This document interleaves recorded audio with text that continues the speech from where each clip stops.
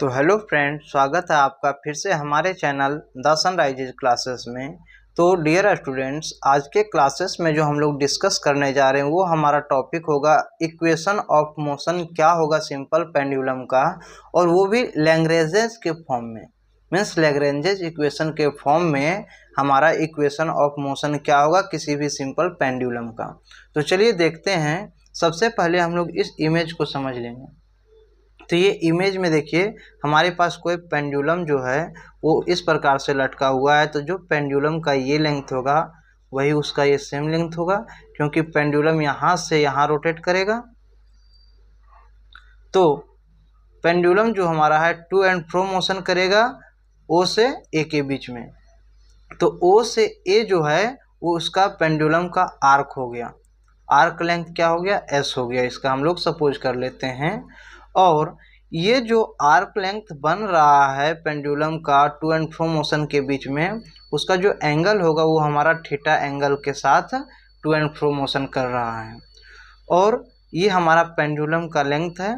Length को L से denote करेंगे। तो ये भी हमारा पूरा डिस्टेंस क्या होगा, एल होगा। और अब हम लोग इसका ये परपेंडिकुलर जब निकालते हैं एंगल के हिसाब से, तो इसका एल कॉस थीटा। तो चलिए अब हम लोग इसके प्रूफ को देखते हैं कि इसका प्रूफ कैसे करेंगे।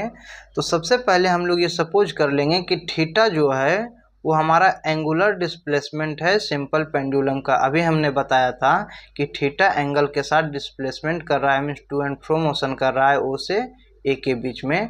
तो थीटा हमारा एंगुलर डिस्प्लेसमेंट हो गया सिंपल पेंडुलम का। कहाँ से, इक्विलिब्रियम पोजीशन। ये जो पोजीशन होता है इसको हम लोग क्या कहते हैं, इक्विलिब्रियम पोजीशन कहते हैं। Let L be the length of the pendulum. और हम लोग ये सपोज कर लेते हैं कि एल जो है वो हमारा इस पेंडुलम का लेंथ दिया हुआ है। यहाँ से ओ से सी तक की दूरी हमारा क्या है, एल है। और M be the mass of the bob. और ये जो बॉब हमारा लटका हुआ है इसका मास क्या है, एम मास का कोई बॉब है जो कि इस पेंडुलम में लटका हुआ है। अब हम लोग इसका डिस्प्लेसमेंट अगर निकालते हैं तो डिस्प्लेसमेंट अलोंग आर्क, इस आर्क के साथ जो डिस्प्लेसमेंट हुआ है उसको हम लोग ओ ए से डिनोट करेंगे, ओ और ए। और ओ ए को हम लोग किससे डिनोट किए थे, एस से। तो इसको हम लोग कैसे फाइंड करेंगे, तो जैसा कि S is equal to L theta दिया हुआ है। तो अब हम लोग देखेंगे कि S is equal to L theta कहाँ से आएगा। तो सबसे पहले हम लोग समझेंगे कि यदि हमारे पास कोई सर्कल होता है, ये हमारे पास कोई सर्कल है और यहाँ से हमारा पेंडुलम जो लटका हुआ है वो इस प्रकार से, ये पेंडुलम हमारा हो गया। ये पेंडुलम का आर्क लेंथ एस है ओ से ए के बीच में, है ना। तो अब हम लोग यहाँ से एस को कैसे निकालेंगे, क्योंकि हम लोग जानते हैं इस सर्कल का जो सरकमफेरेंस है उसको 2 पाई आर होता है। सरकमफेरेंस जो है वो किसके बराबर होता है, 2 पाई आर के बराबर। और अगर हम लोग इसका किसी बाइसेक्टर के लिए निकालते हैं, मीन्स किसी पार्ट के लिए अगर निकालते हैं सर्कल का, तो उसको हम लोग एंगल बाय 360 डिग्री करना होता है। अगर ये हम लोग हाफ सर्कल का करते तो यहाँ 180 बाय 360 मीन्स 1/2 हो जाता है इसका। तो अगर हम लोग इसका निकालते हैं तो हमारा यहाँ पे 2 पाई जो है वो कांस्टेंट टर्म है, 360 भी कांस्टेंट टर्म है। तो वेरिएबल टर्म हमारा आर और थीटा है।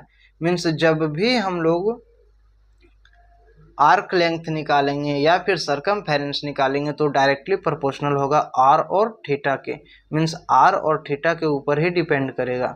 तो यहाँ पे हमारे पास इसका जो रेडियस आर है वो हमारे पास पेंडुलम का लेंथ एल दिया था, तो इसको एल और थीटा, तो S is equal to L theta हमारा यहाँ। चलिए अब हम लोग इसके आगे देखते हैं कि हम लोग के पास जब ये बॉब हमारा यहाँ पे है तो इस जगह पे कुछ ना कुछ काइनेटिक एनर्जी, कुछ ना कुछ फोर्स लग रहा होता है। तो इसका काइनेटिक एनर्जी का formula half M V square होता है। तो इसको हम लोग टी से डिनोट करेंगे और 1/2 एम का एम और वी के जगह पे हम लोग के पास क्या है, एल और थीटा का डॉट। अब ये एल थीटा डॉट कहाँ से आया, डिस्प्लेसमेंट जो होता है डी बाई डी टी होता है। तो यहाँ पे थीटा का डिस्प्लेसमेंट भी हुआ और एल को कांस्टेंट मान लिया, तो एल डी थीटा का डिस्प्लेसमेंट जब करते हैं तो थीटा डॉट आएगा टी के रिस्पेक्ट में। तो एल थीटा डॉट का स्क्वायर करेंगे तो 1/2 m और इसका स्क्वायरिंग करेंगे एल स्क्वायर थीटा डॉट का स्क्वायर। अब टी जो है वो हमारा फाइनली क्या आ गया 1/2 m L square theta dot का स्क्वायर, उसको हम लोग यहाँ पुट कर लें। इसको second number equation. When the bob of the pendulum is at O the potential energy of the system is zero. Means जब हमारा पेंडुलम इस ओ पोजिशन पे होगा तो उस समय ये किसी तरह का मोशन नहीं करेगा, इसीलिए इसका पोटेंशियल एनर्जी जो होगा वो जीरो होगा। When the bob of the pendulum is at A, the potential energy PE of the system is given by। लेकिन जब हमारा बॉब पेंडुलम का A पर जाता है, O से A के पास जाता है, ये O से A पर जाता है, तो यहाँ पे कुछ ना कुछ पोटेंशियल एनर्जी इसको लगता है। और इस पोटेंशियल एनर्जी को हम लोग फाइंड कैसे करेंगे, क्योंकि हम लोग को पता है कि पोटेंशियल एनर्जी का फॉर्मूला होता है mgh। तो यहाँ पोटेंशियल एनर्जी को V से डिनोट करेंगे और हमारा mg हो गया, और h का जो है वो OB से रिप्रेजेंट किए थे, इमेज में हम लोग समझेंगे। ये OB जो है वो पेंडुलम का बॉब का क्या है, हाइट है। अब हम लोग mg और OB को OC जो पूरा डिस्टेंस था पेंडुलम का, उसमें से अगर BC को हटा देते हैं, मीन्स सिर्फ जो उसका ये पार्ट है L cos थीटा वाला, उसको अगर हम लोग लेस कर देते हैं, OC में से CB को हटा देंगे तो इसका हाइट ये आ जाएगा हमारे पास OB। तो OB के जगह पे हम लोग इसको पुट करते हैं तो OC माइनस BC, जो कि हमारा mg का mg और OC हमारा L दिया हुआ था और BC L cos थीटा। यहाँ से हम लोग L को कॉमन कर लेंगे तो V is equal to mgl 1 minus cos theta. ये इक्वेशन नंबर हमारा क्या हो गया, थर्ड हो गया। अब हम लोग लैग्रेंजियन कैसे फाइंड करते हैं किसी सिस्टम का, तो उसके लिए L is equal to T minus V को हम लोग पुट करते हैं। तो L is equal to T का वैल्यू और V का वैल्यू, काइनेटिक एनर्जी का वैल्यू जो हमने फाइंड किया था, और ये V का वैल्यू जो हमने फाइंड किया इक्वेशन 2 और 3 से, दोनों को हम लोग यहाँ पुट कर देंगे तो लैग्रेंजियन हम लोग को फाइंड हो जाएगा। तो L is equal to 1/2 m L square theta dot का स्क्वायर था और V का value mgl 1 minus cos theta.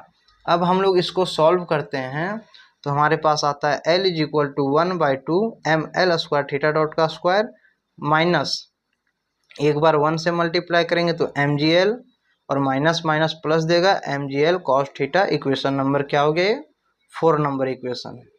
अब हम लोग डिफ्रेंशिएट करेंगे इक्वेशन नंबर इस 4 को, और किसके रिस्पेक्ट में, थीटा डॉट के रिस्पेक्ट में एक बार करते हैं तो हमारे पास क्या आएगा, del L by del theta is equal to 1/2, जहाँ थीटा डॉट है सिर्फ उसी का करेंगे, बाकी सारा कांस्टेंट टर्म का जीरो टर्म आ जाएगा।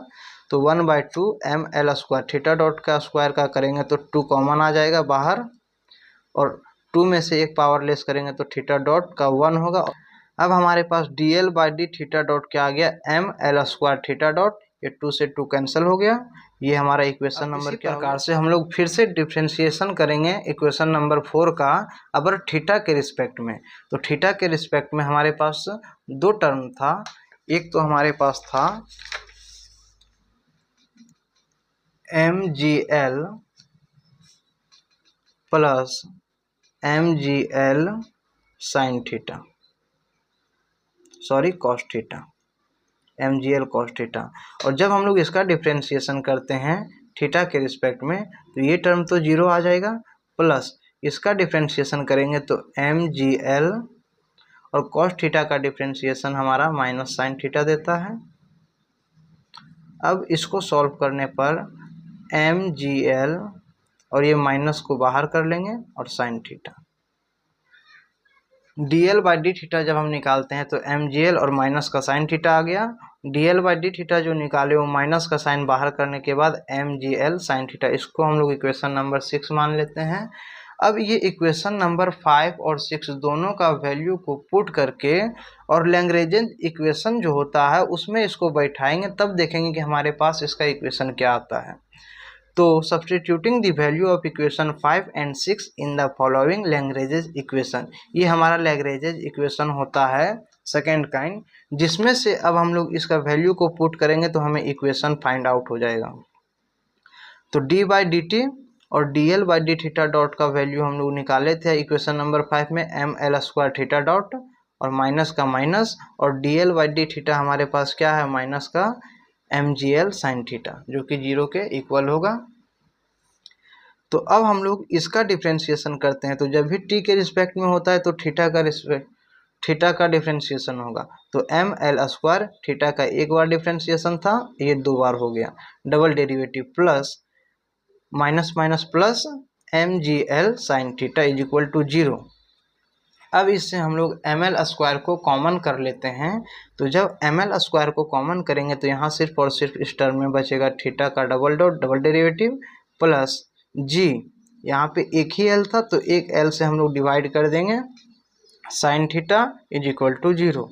अब theta double dot plus G L sine theta, इस टर्म को हम लोग इधर भेज देते हैं इक्वल के वो साइड, तो 0 हो जाएगा। ये हमारा क्या है, equation of motion of simple pendulum, यही हमारा इक्वेशन है किसी भी सिंपल पेंडुलम का, वो भी लैग्रेंज इक्वेशन के फॉर्म में। अब यहीं तक हम इसको प्रूव कर सकते हैं, लेकिन यदि हम चाहते हैं कि इसको और भी थोड़ा आगे थीटा के रूप में शो करें, तो जानते हैं कि ऑसिलेशन जो हो रहा है यहाँ पे हमारा, वो बहुत ही कम डिस्टेंस के लिए हो रहा है। तो साइन थीटा जो हो सकता है, इसका मिनिमम वैल्यू हम लोग सपोज कर लेते हैं कि सिमिलर टू थीटा, ये थीटा के बराबर होगा। Therefore equation of motion become, जहाँ पे हमारा साइन थीटा था वहाँ से थीटा आ जाएगा और ये हमारा इक्वेशन है।